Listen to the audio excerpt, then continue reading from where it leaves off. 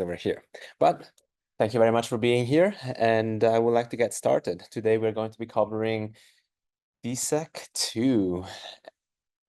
Hello? Sorry. Is there echo? Echo. Okay, no.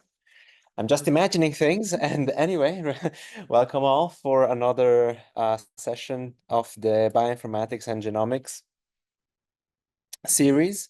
And as I was saying, today we are covering DESeq2 and a little bit of an introduction to how to treat your data, alignments, going from alignments all the way to visualizing it. I have here today a colleague of mine that's going to cover some of the more visualization heavy aspects of DESeq2, and everybody a cheer for Carlos. Woo! Okay, thank you. Thank you for being here, Carlos. Okay, so what are we doing today? Let's go to our usual home, and this is where you can find all of the recordings as well as all of the materials to our previous series. All of these, the entire series is being recorded, and therefore, if you can't make it in person or would like to access the materials in later time, this is where you can find all of the information. Just post it in the chat so you can all be on top of things. So here we go. I'm going to scroll down a second and go to today's date, 10:08. Over here, we have a link to the materials, so please do click on that. And RNA-seq and differential expression analysis using DESeq2. Now, disclaimer, RNA-seq, RNA-seq, I don't really care how you call it.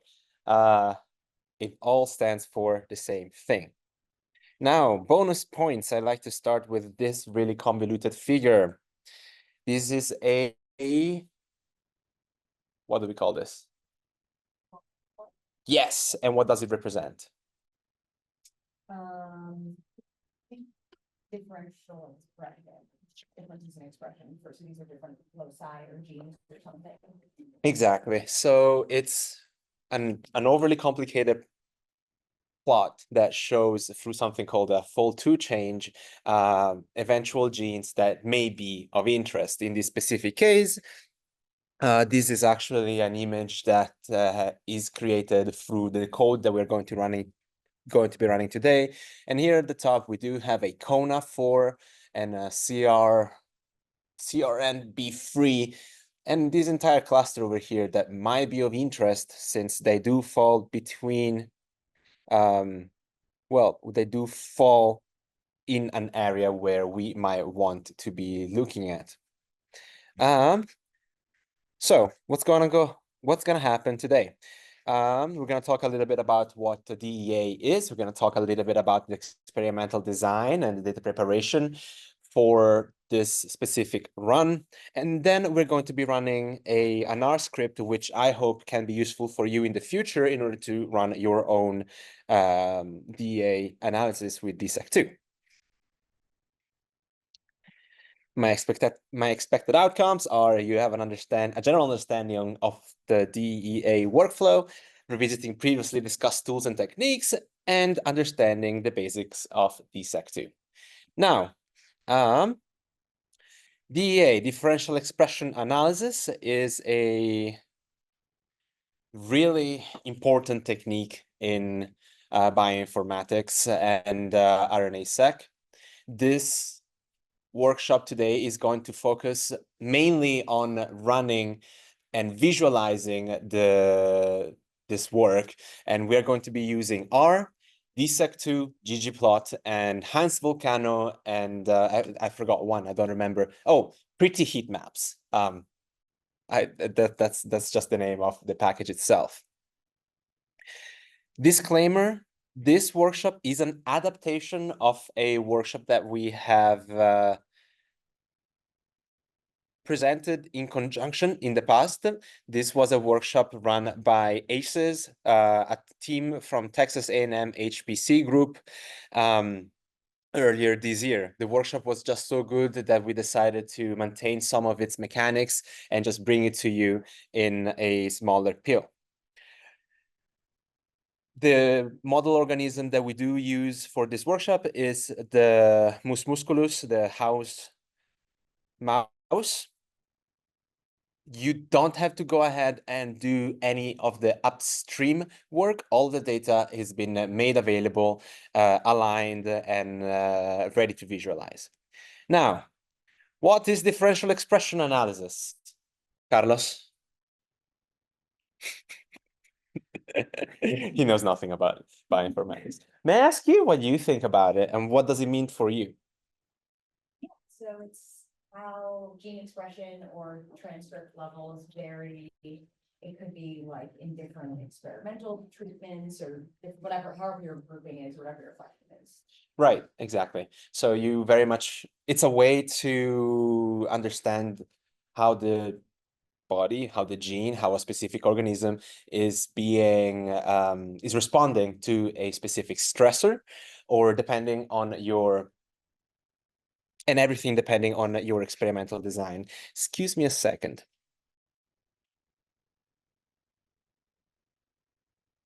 Hello. Sorry, there was echoing. That I did not like.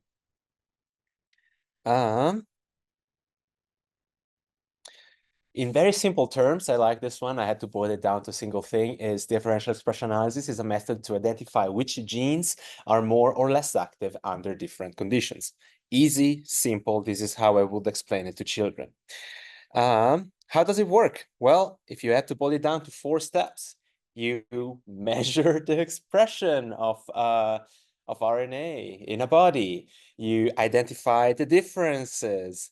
You apply statistical testing and you interpret through something called the fold change. Sorry, I blew through all of that because I really wanted to come down to what the fold change is. And this is what it's observed inside the volcano plot.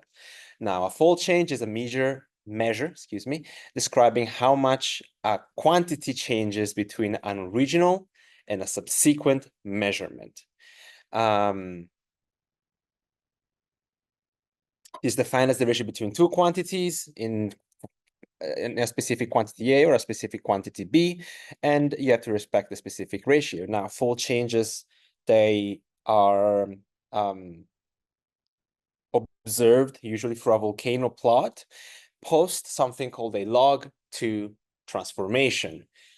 Why would you want to do that? Well, statistics are funny, and we are able to manipulate numbers in a way that we can visualize them in an easier way. Now we do log for a lot of things in order to help us visualize a specific curve, for example, in a straighter line. And we also use log2 in order to create the volcano plots. Now, this is not information that is really easy to understand. If anything, I also have difficulties understanding this information. But if I have to, once again, boil it down to something, is, okay, how can I help myself visualize this data? How can I help myself find definite outliers? Some statistical people back in the, don't remember exactly how long ago this was, but some statistical people in the past were able to identify a fold change with a log2 and a volcano plot, the perfect way to very much visualize potential points of interest. Now, using the log FC used for scaling, yes. Did I say something wrong?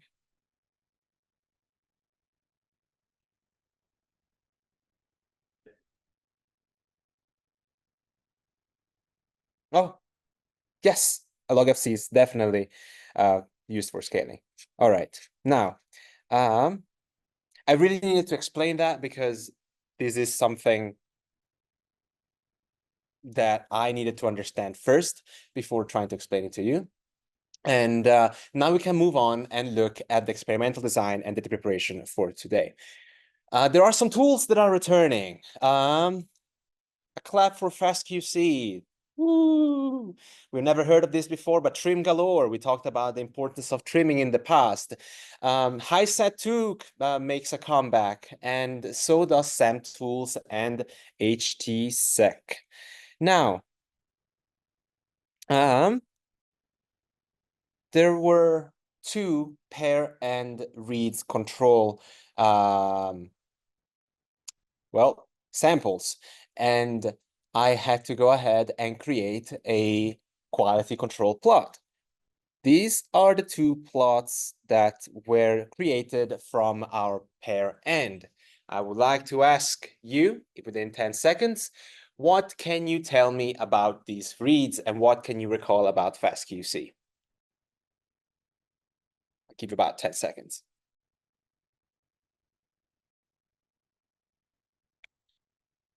They are pretty good. Yes, they're not bad, but there is something that we do want to do, regardless of how good or how bad the reads are, is that we do want to get rid of all of this very long over here on the right. We do want to get rid of all of those tails. Yes, they do have a Phred score and their quality is good. So for this, we do use trim galore. Trim galore, it's a trimming tool like many other trimming tools. And we do run it with dash dash paired and dash dash fast QC. Dash dash paired is because we want to tell trim galore, go ahead and trim my reads, but I want you to only keep the ones that are perfectly paired. And also, please do create an output for FastQC for visualization. As you can see, there is no actual amount of trimming that I am giving trim galore. I'm using the default, and the default is of 20. Corollary, read the manuals. So with a default of 20, we have cut down so much more of those small reads away. And that's kind of like what we want. We want our reads to be in that green band over there. So good job, Trim Galore. You did us a service. And now, knowing that our reads are safe to be used, we can go ahead and index, align, and index again our genome. So I used DESeq2 in order to build the genome. Now, when I was trying to run this with Carlos some time ago, he was getting confused about all of these names. Now, you can Google these names and find them on NCBI. So if you find a name that's like this and you don't know where to find it, type in NCBI in the search bar, copy and paste this name, and bam, you find out that it's all of a sudden, oh, is this the model organism of the mouse? So if you're confused and you don't know where to find files, NCBI, copy and paste. Then I went ahead and from my index genome, I created my alignments using DESeq2, and we have an overall alignment of 93.52%, which is really good. This is the sort of numbers that we want to use.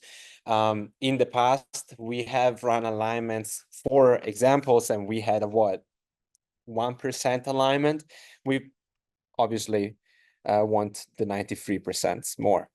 SAMtools then would allow us to sort first and then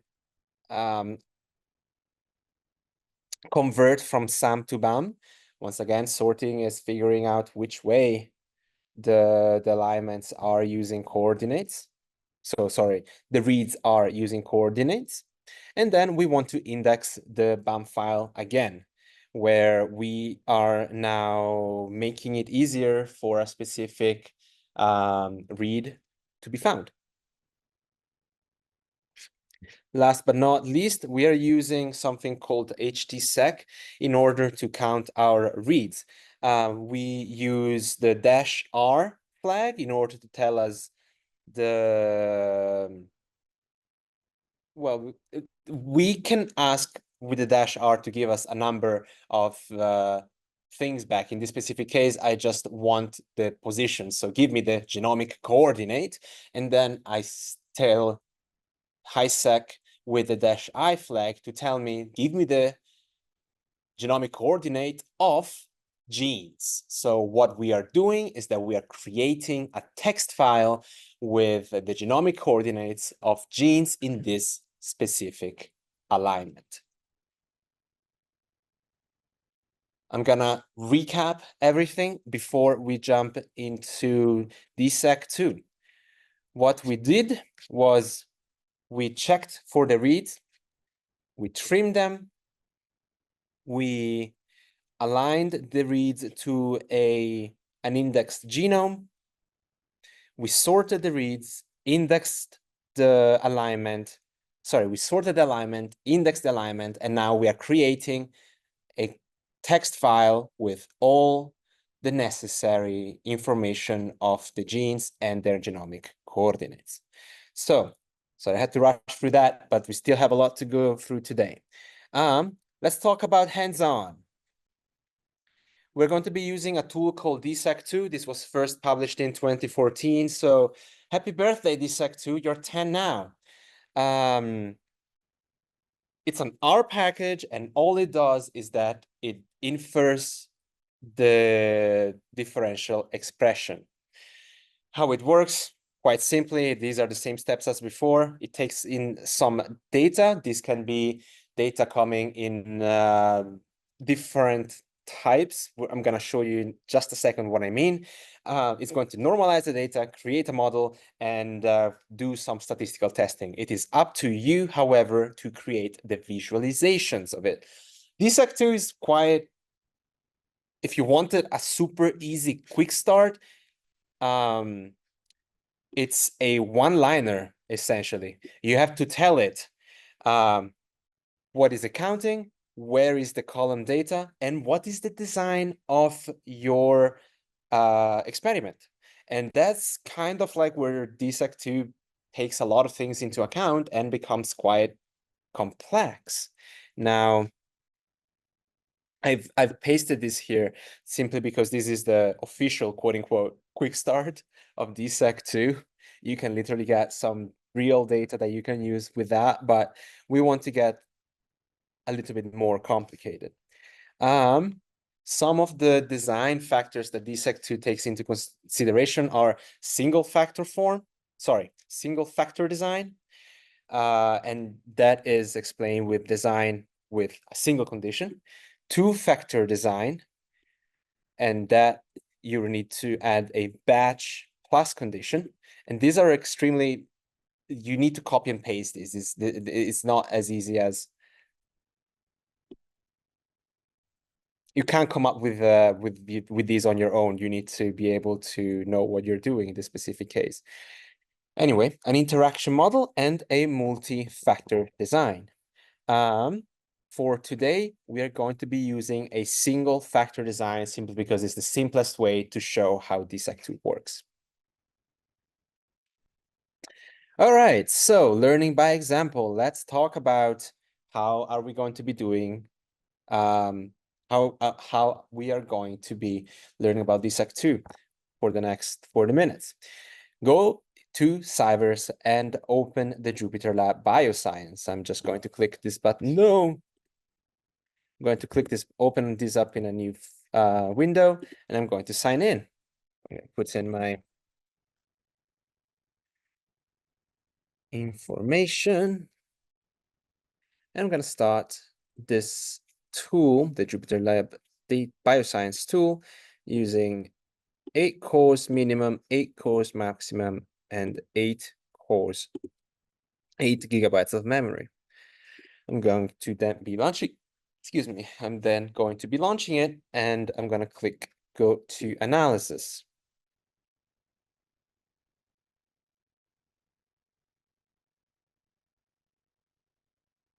It's finding a host. It's thinking, everybody. It's thinking.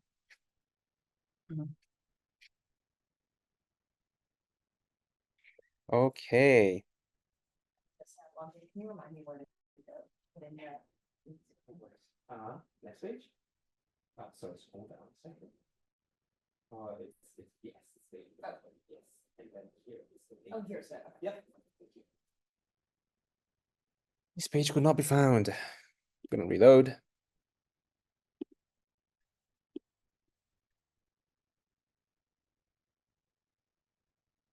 There we go.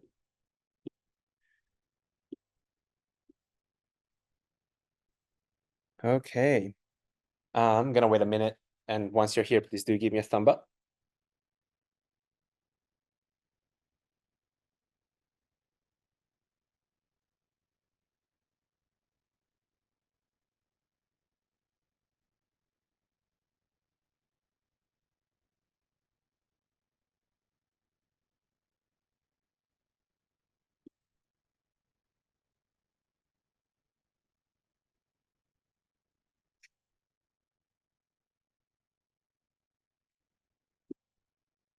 I see frowns.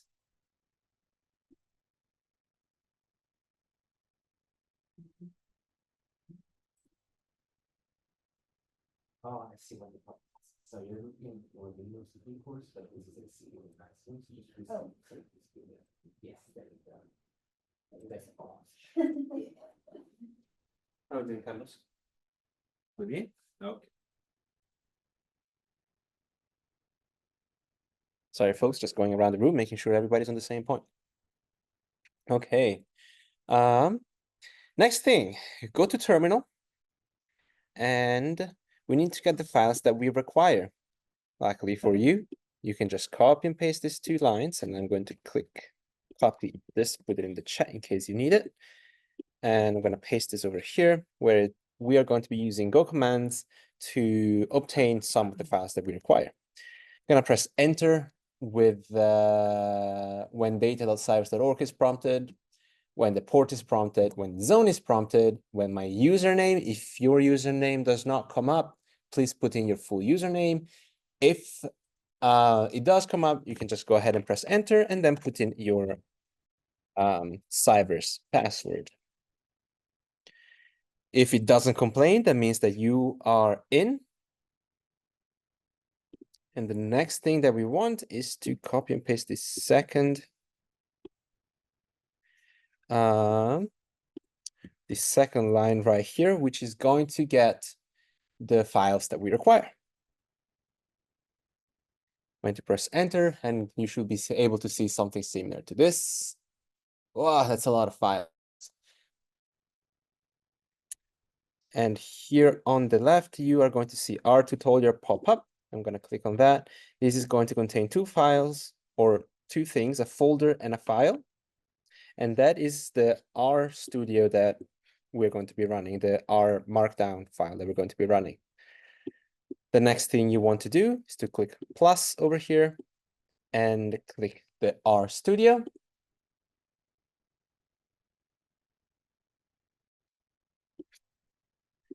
Where we are going to have to click over here on the bottom right. If this is your first time using our studio has a number of widgets. We want to go through the browser widgets over here on the bottom right. We want to go data store, R tutorial, and DESeq2 tutorial. Now it should look something like this, where you have your script open on the left, your console on the bottom. But we are ready to go. Can I get a thumb up if we're here?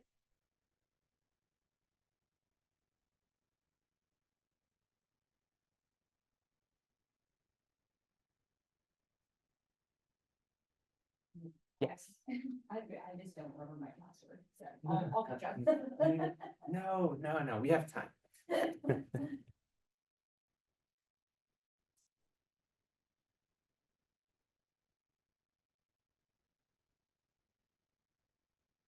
Okay, just waiting here for.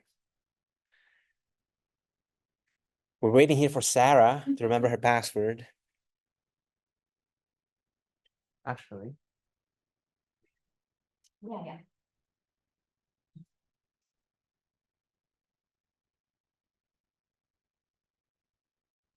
Yeah.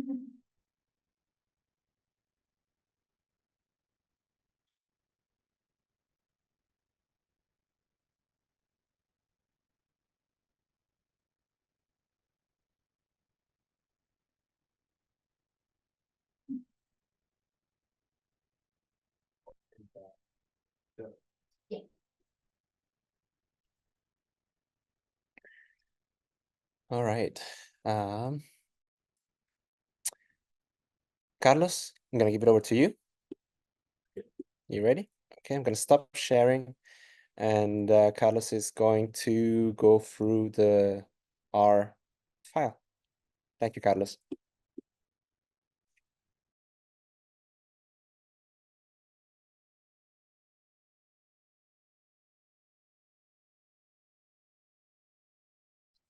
Okay, thank you. Thank you, Michele. So I'm starting from running this script, R script. So we have RStudio running and we have loaded the R script, which is the inside the data store and R tutorial, this one. So we did a file open and this is the script. So this is the beginning. So we need to define to the system what type of libraries we're going to be using. So we need to load them. So we press run for the first one. So ggplot is just a visualization package for R. The next one is fitmap, which is going to be responsible for creating heat maps. And then we're going to use the DESeq2 library to do all the differential expression sequence analysis. And then we will get back some warnings, but it will work anyway. The next one is the library enhanced volcano. So we just load it. And now it's loaded. The next thing is just setting the current working directory. So it's going to be inside the data store R tutorial counts. There's going to be this is going to be the directory. So we run it. Now we have defined the place where we can write files. The next one is going to be just checking what type of files I have inside the counts directory. So you can see here, you see all these different files, which is this list. And inside the count directory, there is a differentially expressed CSV. So we're going to load this sample table CSV. So once I do the list files, and then I'm going to cat. Cat is just a Linux command for concatenation. So it means that it's going to send all the contents from the sample table CSV file into the screen. So I'll just run that. So now this is the contents of the sample table CSV file. Next, we're going to read the CSV file using the read CSV command. So we run it. And then we have to transform this CSV file into a table or data frame. So that's the next command. So we run it. And then we have to define the condition as a variable that is categorical. So we just define that. We make condition as a factor, and then we just print the sample table. This is the sample table. These are the rows and the columns. And then we're going to start the differential expression sequence analysis. So we're going to define this DDS file as the result for reading the sample table. And it's going to be in this directory where you're working, which means that the dot, it represents your working directory, and the sign will be the condition. So I'm going to run that one. So now I have DDS defined. So I just print it. And you can see now that in your global environment, you have a DDS variable there. Consists of 6,316 elements, and that's the size of your file. Then we're going to filter out all the values which are less than 10 counts. So if we do that, then we eliminate a lots of values which are close to 0. So we're going to only keep the ones which are greater than 10. So we run that part. And now we have a new DDS with only counts above 10. And then we go to the next part, which is going to be the part of the differential expression analysis. And so we read DDS into this function, and we get, we redefine DDS as that. And then we're going to extract the results from the, let me move this. Okay. So the next step is going to extract the results from this analysis. So just run it and then print the results. Now you have here your environmental variable. Let me open this. So now you have here your new res, which consists of 6 elements and 2.7 megabytes. And then we're going to count all the rows which have the p-value, adjusted p-value less than 0.05, and also we're going to eliminate all the rows that have empty values. Or Carlos, can I add? So Sarah was asking, so, right, mute yourself. Mute.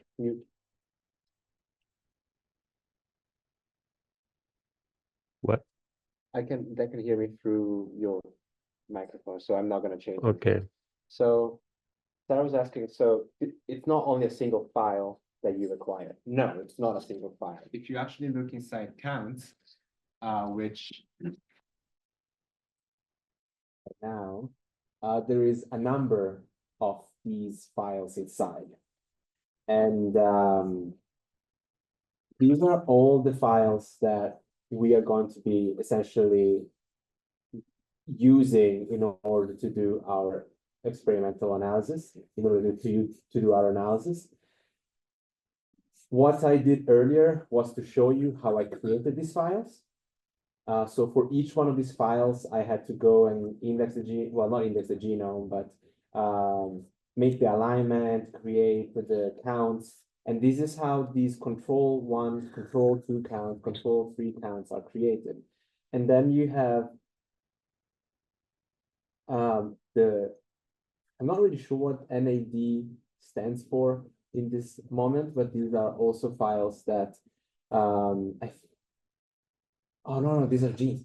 Sorry, this is the name of genes and where they're present. So yes, you require more than one file, and you require a list of within the CSV what these files are. Thank you, Eric. I obviously don't know much about this. Okay.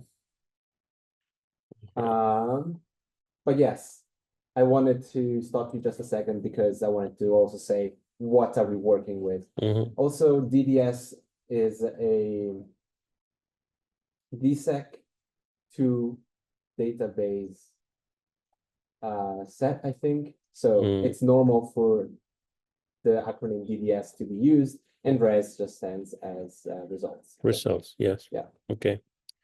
Okay, at some point, differential expression analysis computes the p-value for each occurrence, and also it adjusts the p-value. So there's going to be a new column for the adjusted p-value, and we're going to skip only the rows which have the adjusted value of p less than 0.05, and we are going to ignore all the empty values.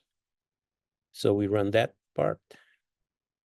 And then the next part is going to be filtering out the significantly differentially expressed genes and save it to a CSV file. So I'm going to only select the rows which have a p adjusted value of less than 0.05 and write it into a CSV file, which is going to be, the name of the file is going to be differentially expressed CSV, and also I'm including all the row names. So we execute this part.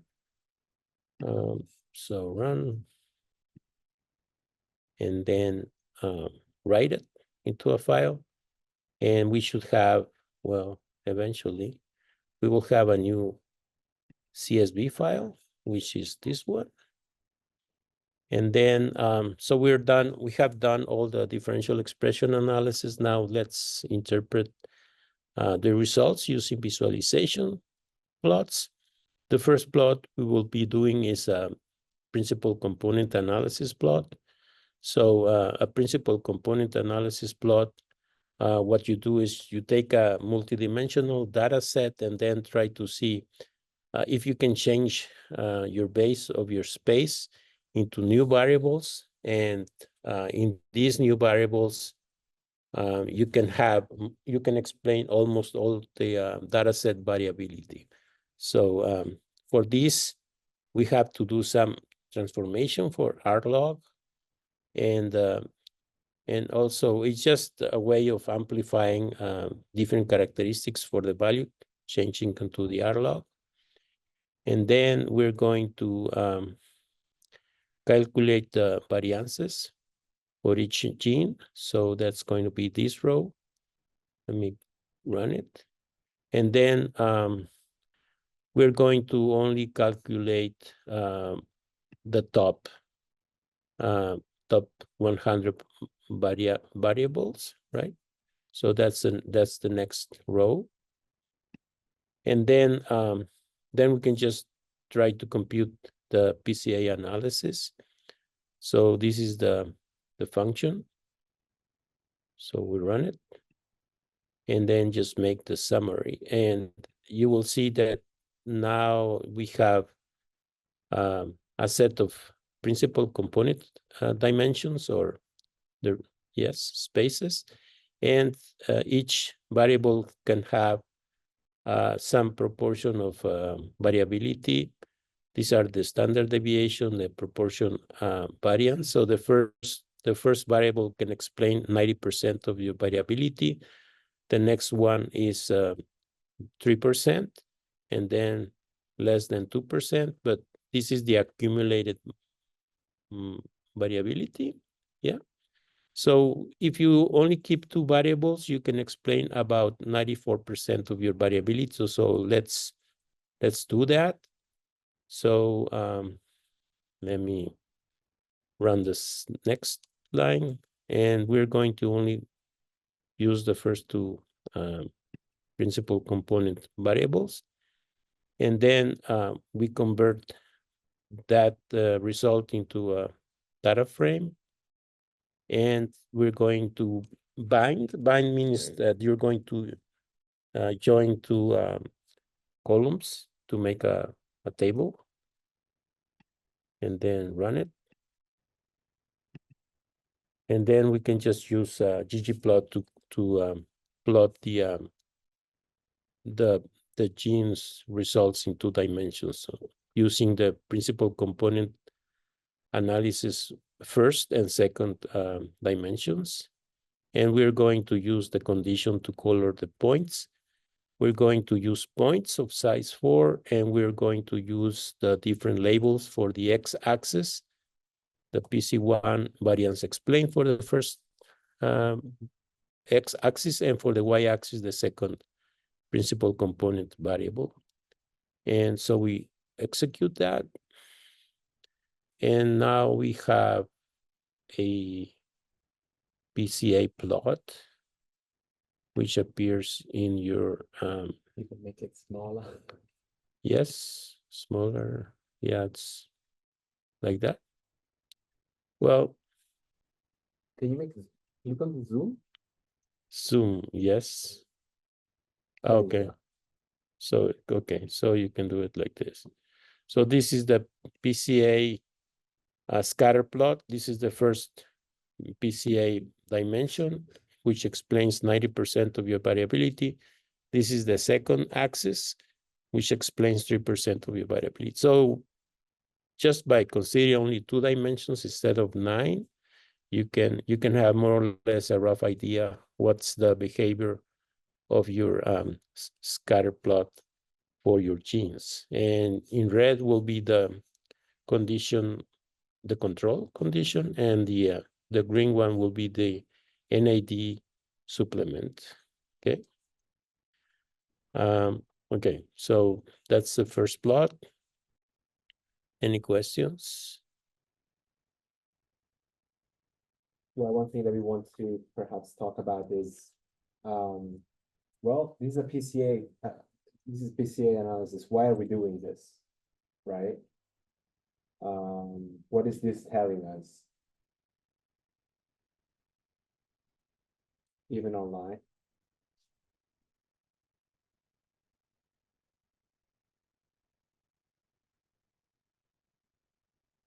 I think like there's one dimension that accounts for most of the variance. So if we know like what genes are involved in that dimension, and we know how to explain most of the variance.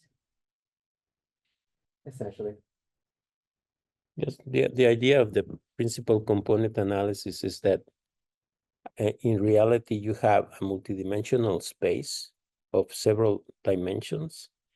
And what you're going to do is change that space to another space. And the axis, coordinate axes are called PC1, PC2, PC3, PC4.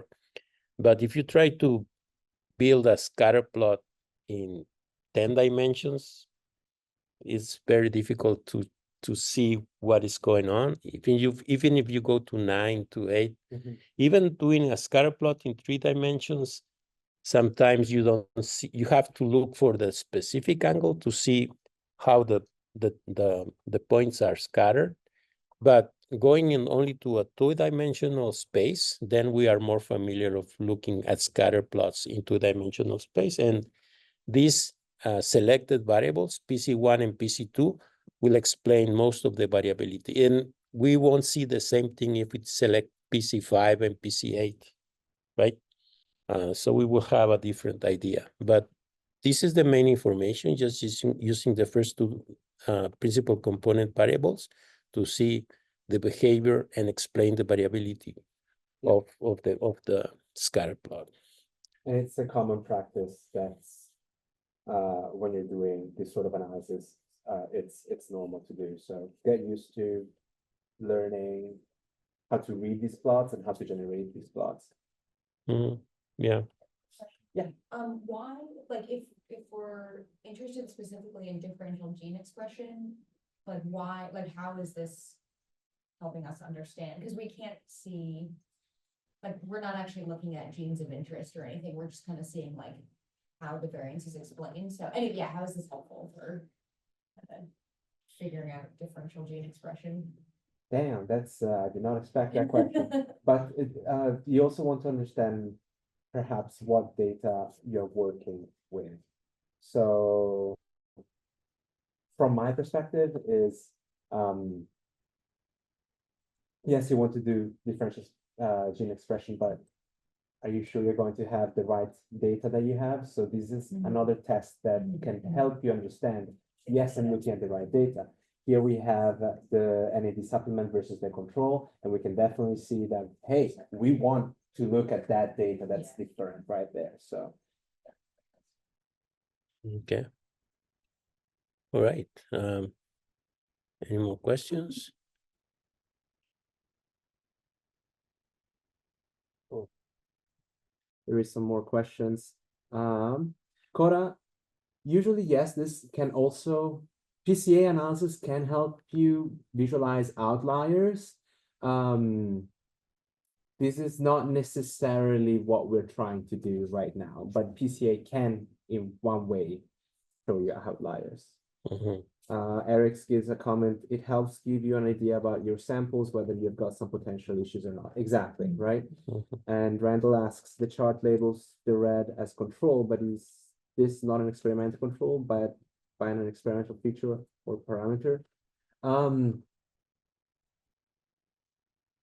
I have to 100% be honest. I'm not really sure why they labeled this as control, and I'm not really sure whether this is experimental control. Seems like it's an experiment where some mice were control and some were given a supplement. Yeah, I mean, I don't know, it's based on the. Mhm. I think so, Cora. I think it's healthy tissue and then disease condition. We were not given 100% of the information of the experiment, but we just knew that there was a control and an actual experimental condition. So, but by all means, going back to the topic, we are seeing a definite difference between the control group and the experimental group right now. Mhm. You see different clusters, Yeah. right? Okay. Okay, so that's the idea for the PCA analysis of your multidimensional data set. So let's go next to the volcano plot, and we're going to run. And the volcano plot, this is the function, enhanced volcano. This is the data set we're plotting, res, which is the results, remember? And then the labels, we're going to use the row names. And the label for the x-axis is the log2 fold change, and the y is the adjusted p-value. We're using a cutoff for p and a cutoff for fc, fold change. Point size 3, label size 4, column alpha, alpha must be the transparency. Draw connectors false, so it's not going to connect points. And the position for the legend is going to be on the right-hand side. And I have a very, this is the plot, right? Yeah. Okay. So this is the label on the right-hand side. These are the names of the axis, the number of variables, 23,000. And you will see in red the p-values and log base 2 of the folding. And I think everything that's above this threshold is of interest. And also being on the right or the left-hand side of the plot, meaning that these are like expanding and these are contracting because of the log2. The log2 just differentiates what grows and what is suppressed. And the p-value is in blue, but the adjusted p-value is not. So these are the log 10 and log 4 change. Okay, so sorry, I cannot do a fair explanation of the volcano plot, but for you, it's more meaningful than for me. And I'm just showing what is how to plot the volcano plot using your values, and you decide where do you want to make the cutoff. Just to quick mention, the p-value being 0.05 and the cutoff being 1, that these are pretty standard procedures. So this is a pretty standard volcano plot. All this is doing is plotting the data that DESeq2 has created. If you're able to read the table, good luck, have fun. But otherwise, visualizing or using a volcano plot to help you understand what's going on is good. My rule of thumb is the further they are from the center, yes, the more effective. Yeah, exactly.